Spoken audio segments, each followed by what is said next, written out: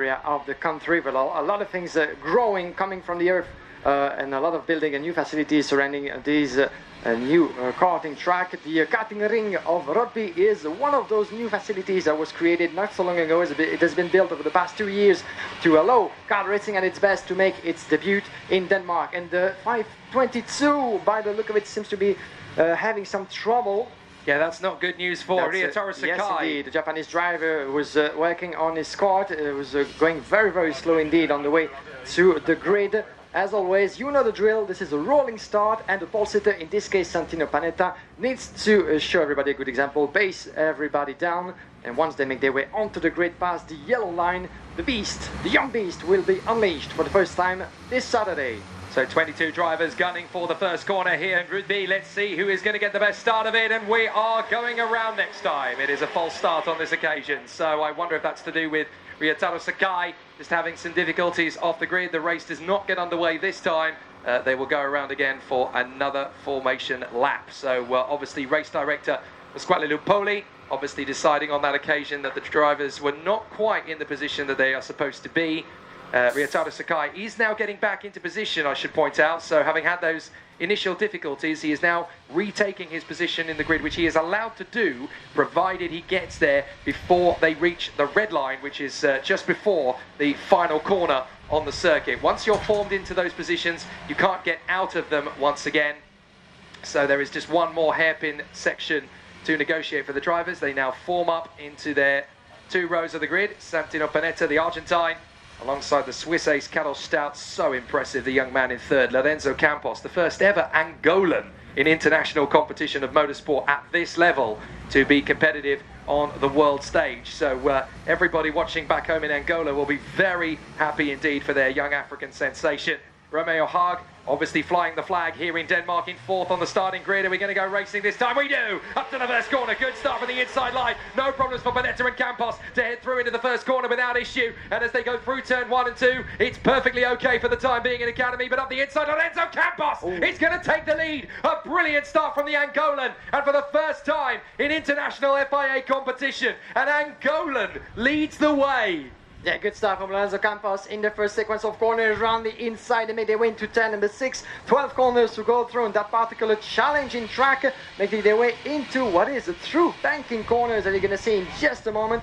Right after this left kick, turn number 8. Oh, another one driver going cross country a little bit to wheels on the wrong part of the track.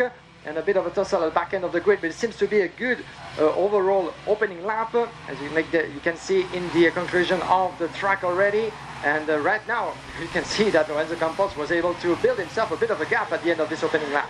Right, history is made for the first time in international motorsport history. An Angolan has crossed the line in first position at the end of the opening lap. That's a big moment, not just for Lorenzo, but for the nation as well. Santino Panetta second place. Carlos Stout is under investigation off the start. The Swiss driver currently finding himself down in 7th position. Hugo Marti doing well in 3rd place. There he is, tucked in behind Santino Panetta, looking to try and work his way forward. Ryotaro Sakai is very fortunate that he was able to get another crack at it, because he now finds himself, the Japanese driver with the pink helmet. He is now in 4th position, running well there behind the 3 leaders. Then Romeo Haag, the Danish driver, in 5th on the positions at the moment. Carlos Stout has worked his way forward and past Sebastian Garzon, as has the Lithuanian Marcus Ciucunias, and up the inside further back. That's Tonalini, by the way, it is Garzon for P8 by the look of it. So yes, Tonalini getting his move there in the run to the final couple of corners. Campos now has 0.8 of a second over Santino Panetta. We'll watch for Hugo Marti. The 2 Spanish-speaking racers are going to be dueling for second position before too long, but not if Ryotaro Sakai gets there first. The Japanese driver in 4th place, now hunting down Hugo Marti in the hope that he can get himself into the top 3. Yeah, for the Japanese driver, the technical issue that he had in the formation lap seems to be something of the past already. He's having a good pace showing in the opening stages of this race. Short race, 10 laps as for the juniors. And let's see what Sakai can do. Right now the gap is still pretty much the same. Panetta, and a bit of a tussle around the inside. Beautifully made, as Simon Myers picking up a warning flag. The 508 is competing at the moment in P13 outside of the top 10. As Campos doing a good job at consolidating his lead. And he's taking advantage of the fact that Panetta is being put under pressure, even though this is Sakai now in the position of the chaser on Marti. Hugo Marti is going to try to resist. after turn number 1, turn number 2, and the first heavy braking point of this track. In turn number 3, the hairpin, and this is where Sakai chooses to go through and take P3. Yeah, very nicely done from Ryotaro Sakai, and it looks like he's not going to be the only one to get through on the inside, because there goes Romeo Haag. Romeo Haag gets through, having set the fastest lap, but the Danish star on home ground has managed to work his way forward into 4th position in front of Hugo Marti, as Shane Chandaria has unfortunately picked up a investigation flag of his own there. The Kenyan has found himself down in 21st for the time being, has actually worked his way past Laura Bobanova, but that's still an investigation, and it looks as though Gritas Giriupa, the Thai driver, has also had an investigation done into him for Zayn Al-Mosni on the inside. Great battles, as back on the inside comes Romeo Haag to get into 3rd place. The driver who knows this circuit better than anybody. Now dueling away with Ryotaro Sakai, who gets back on the inside, retakes 3rd place. Haag is straight back on the undercut. Brilliant race in between the two of them. And now here's the move from Hugo Marti. He gets back in on Sakai, brings Markus Šulkuņas through as well. The Lithuanian comes forward. And so Sakai goes from 3rd in turn 1 down to 6th at turn 4. Yeah, great little battle indeed. Running inside the 516. Šulkuņas brilliantly made on the 518 of Marti. Beautiful racing ballet already as early as the first race, as Romeo Haag is picking up another warning flag. He's going to have to watch that. That one is in P3 at the moment, but the marshals have both eyes wide open on what's happening on track. But the battle keeps on going. Around the inside goes Sakai, beautifully made. 522 out of 518. Marti had nothing that he could do to counter-attack, and it goes all the way on Lorenzo Campos. In the meantime, the gap was of 0.6 of a second on the previous lap. Let's have a look now. 0.7, as Santino Panetta was able as well to put himself in his own planet. Here's a replay of the race start. Now that is why Karol Stout was being investigated on the race start. You could just see there was a wheel on the white line. Now whether it was over the white line or not, I'm not entirely sure, but obviously you have to remain in those tram lines in order to have a clean start, and that's why he's been in investigation. Look at that though from Lorenzo Campos on the first lap, straight in there, getting on with the main course, not even worrying about the starter, and just getting straight into the lead of the race. Great work from the Angolan, who has led every lap of this qualifying heat so far. A very historic moment for the youngster. Now, this might be what we've had from Romeo Haag, I think, because he got under investigation. Now, there was a bit of a squeeze there, so that must be why there is an investigation, and that's what put Karol Stout down the order to 11th position. So Stout is trying to recover, but he's lost ground to Garzon, to Bartel, to Voda, and to Tonellini. Good to see those replays and to make sure that you guys are fully covered about what's happening at every corner, at every lap pretty much of this race. The fastest lap, Markus Šulkuņas in 53.0, running in P4, trying to catch up as well, just 4 tenths down on Romeo Haag in P3. Lorenzo Campos is extending his lead in the meantime with 8 tenths of a second, and with a bit of a run wide. Yes, that indeed. did not go well at all for the 507. That was Vavra. So unfortunately, Radek Vavra was just trying to get away from his opponents, and he just carried too much speed into the right-hander, drifted off the road. Yeah, that's too bad, because it was on a good recovery of 7 places up to P14. That's going to make him tumble down the order, as we took you right live on the sideline of the track. As we're back here with the leaders are pretty much in the field. This is the 504, the 516 that we have on track. Šulkuņas and Marti. 533 is Haag, my apologies, with Šulkuņas just behind. Warning flag being picked up by Gritas Giriupa. But yet again, we've seen this time and time again in the Academy Trophy over the last few years. From one race to the next, it's a different pecking order that is competitive here in Rugby compared to what we saw in Trenec. Last time it was all about the dominant force of Hugo Marti and Marius Barry-Berg. Obviously, we're not going to see Marius Barry-Berg until the second heat, and he has been struggling in time qualifying.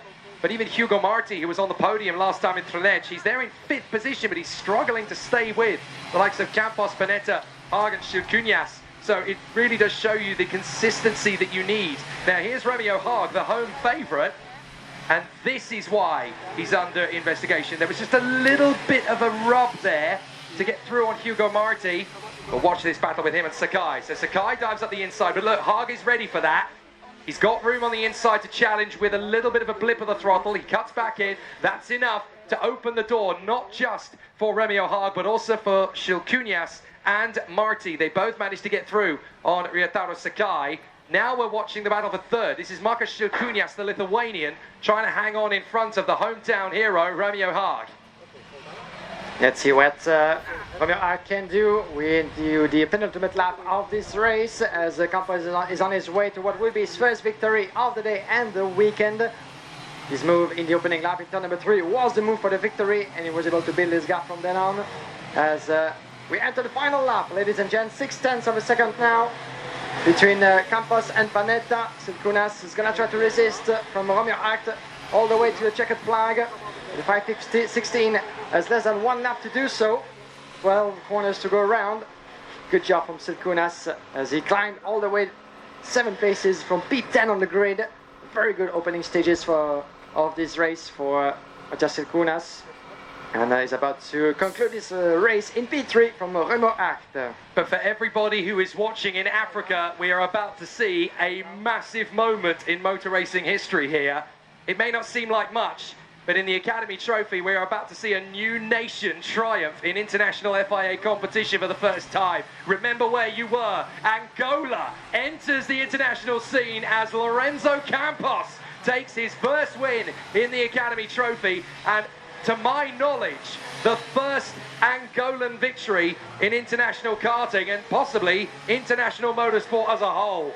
Remember the name, Lorenzo Campos, making waves and putting the African nation of Angola on the international track map. That is a big, big moment.